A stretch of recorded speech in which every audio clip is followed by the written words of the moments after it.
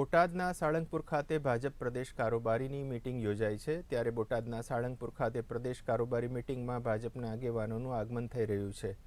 અર્જુન મોઢવાડિયાના આગામી દિવસોમાં મંત્રીમંડળમાં સમાવેશના મામલે આ વાતને હાસ્યાસ્પદ હોવાનું જણાવી ખંડન કર્યું હતું। તેમણે કહ્યું કે કોંગ્રેસ હારી ગઈ છે, તેમ છતાં જીતી ગયા હોય એવો માહોલ ઊભી કરી રહી છે। કારોબારીમાં આગામી સમયમાં આવનારી ચૂંટણીઓને લઈને કાર્યકરોને જાગૃત કરાશે। ગઢડા વિધાનસભાના ધારાસભ્ય શંભુનાથજી ટુંડિયા, પ્રદેશ ઉપાધ્યક્ષ ભરતભાઈ બોગરા, ગોરધન ઝડફિયા અને અર્જુન મોઢવાડિયા સહિત હોદ્દેદારોએ બેઠકમાં હાજરી આપી હતી। અહીંયા સાળંગપુર હનુમાનની પવિત્ર જગ્યાની અંદર પ્રદેશ ભાજપાની વિસ્તૃત કારોબારીની બેઠક મળી રહી છે। ત્યારે એ બેઠકોની અંદર સંગઠનની પણ ચર્ચાઓ થશે અને આ કાર્યકરોના મહાકુંભમાં આગામી દિવસોમાં જે ચૂંટણી આવી રહી છે, નાની મોટી જે કાંઈ એની તૈયારીઓની પણ અહીંયા શરૂઆત થશે। ભારતીય જનતા પાર્ટીની એક ચૂંટણી પૂરી થાય એટલે બીજીની તૈયારીમાં એના કાર્યકર્તાઓ લાગી જતા હોય છે।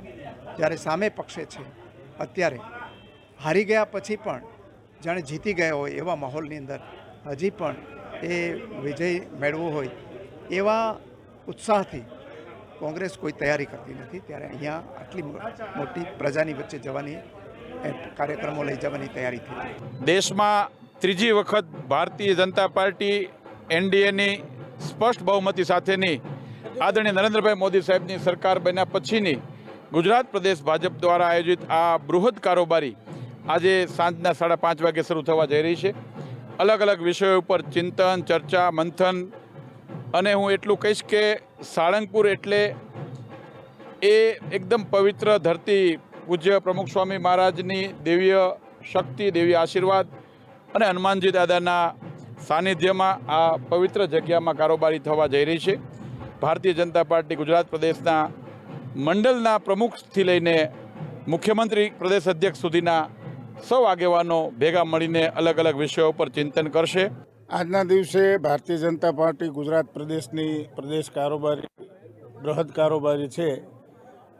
આજે અહીં સાળંગપુર ધામ ખાતે આપણા સૌના આરાધ્ય આસ્થા અને શ્રદ્ધાનું કેન્દ્ર એવા ભગવાન સ્વામિનારાયણના ધામની અંદર, કષ્ટભંજન દેવના ધામની અંદર જ્યારે આ કારોબારી થઈ રહી છે, હું ન ભૂલતો હોઉં તો 2004ની એક કારોબારી અહીં અગાઉ થયેલી અને આજે 20 વર્ષ પછી ફરી અમને સૌને પૂજ્ય સંતોના આશીર્વાદની સાથે પ્રદેશ કારોબારી કરવાની તક મળી છે। ત્યારે આ મંદિરના માધ્યમથી, અહીંયા સંસ્થાના માધ્યમથી પાર્ટીના સૌ આગેવાનોનું સ્વાગત કરું છું, કારણ કે બોટાદ જિલ્લાનો વિધાયક છું અને જિલ્લામાં આજે ફરીવાર જ્યારે કારોબારીને માણવાનો અવસર મળ્યો છે ત્યારે જિલ્લાના આગેવાન તરીકે હું સૌનું સ્વાગત કરું છું અને પાર્ટીના બધા વડીલો અહીં આવી અને ધન્યતા અનુભવશે એવી વિશ્વાસ અને શ્રદ્ધા વ્યક્ત કરું છું।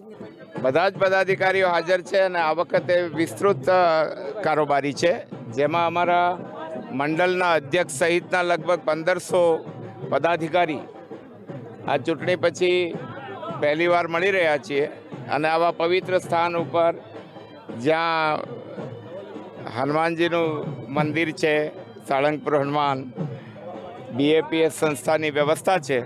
આ 2 દિવસની કારોબારી અમારી કાલે સાંજ 5 વાગ્યા સુધી